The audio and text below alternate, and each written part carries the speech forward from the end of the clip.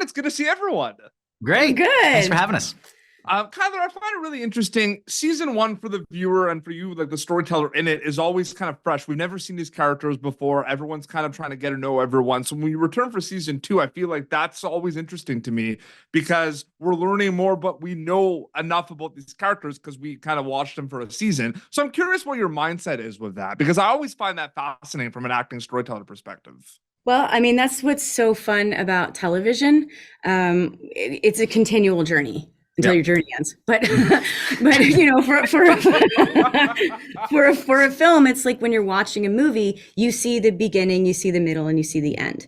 And then you can kind of guess what might have happened before or what would happen after. For TV, it is a continual story.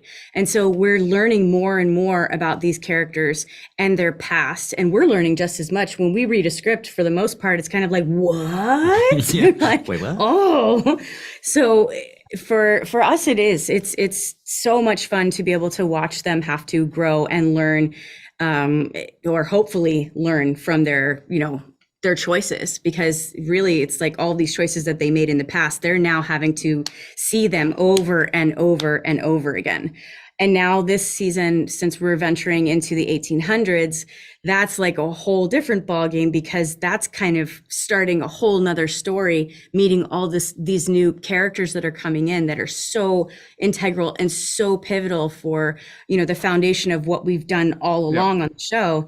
I'm so excited for everybody to meet them, because they're just a fantastic addition. Oh yeah, and the tightrope walk that the writers do when lacing the 1800s into the present day too, because everything is connected. It's a time travel show, and so the thing, any little thing it grows into the present reality, and so it's really cool to watch how specific they are with the writing. Well, it's interesting you mentioned that, Evan, because that's actually my question for you, because in a lot of ways, TV, like, it's two separate journeys in a lot of ways, reading the scripts and then actually going and filming something, if you think about it, because there's a lot of kind of different things. But like, do you kind of compartmentalize it as two journeys, or is it all kind of one big journey with many steps, Evan? Because I'm curious about that.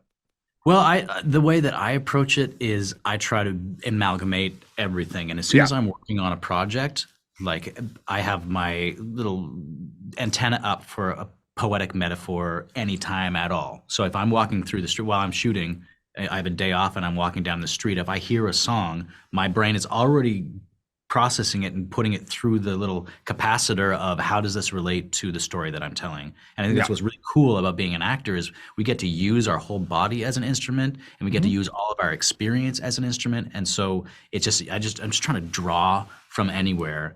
And it's really cool because with the writing, when you have writers like they do on this show, where they're paying attention to the performances that we're giving, it sort of starts to meld with itself, where it's like, are we leading them or are they leading us? It's sort of like a tango where it goes back and forth, and it's really, really cool, and the audience gets to benefit. You're so cool. You are. Your answers are so great in regards to like so tying good. into my but your answers are so good in regards to like my next questions.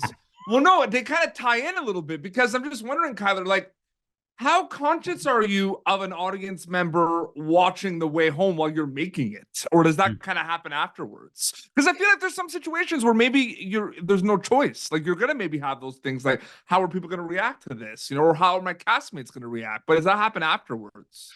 No, that's great. Well, all the 1800 stuff is literally because it's been Kat's like solo journey.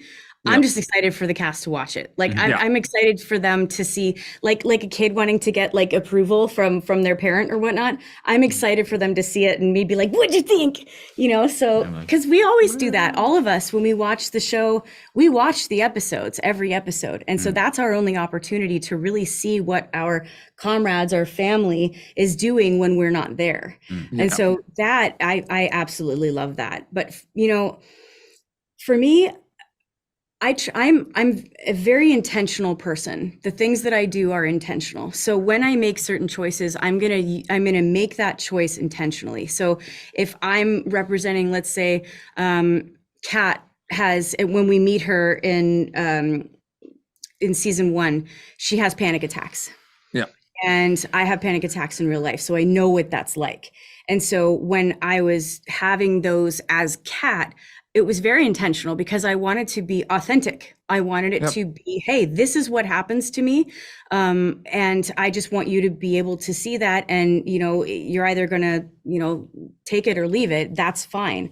But there's going to be somebody out there. And I got so many responses from people in social media just going, I've never seen someone actually really genuinely have a panic attack on a show. And especially something like for Hallmark.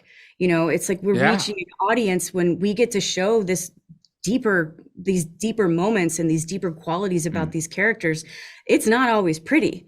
And so when we have an opportunity to portray something like that, I will absolutely all day long take it.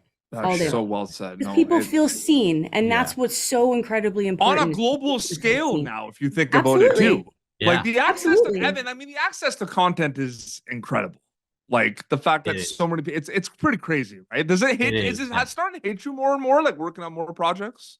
I mean, yeah, it like especially a show like this that I think we all signed on at the beginning, all united by the spark of an idea that we thought could fly. Yeah. And I think that's why the quality of the show is the way that it is, because so many people above and beyond are going above and beyond in the production from top to bottom, both in front of the camera and behind the camera, because we're united by this passion for doing a project that's going to flip the script, especially for Hallmark. Like we're moving into new territory with Hallmark. And so now the fact that it has actually taken off and people, not only have they responded, but it's the best case scenario.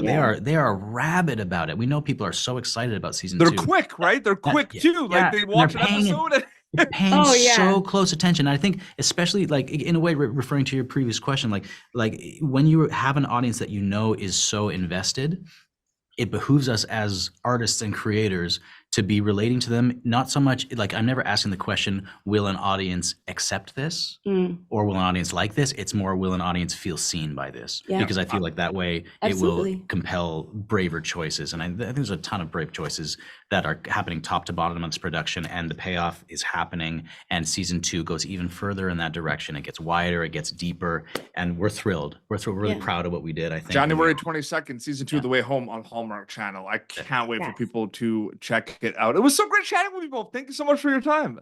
You too. Thank you. Thank you for tuning in to Popternative. Make sure to check out our past episodes of Popternative on YouTube. This has been an Autograph Communications production.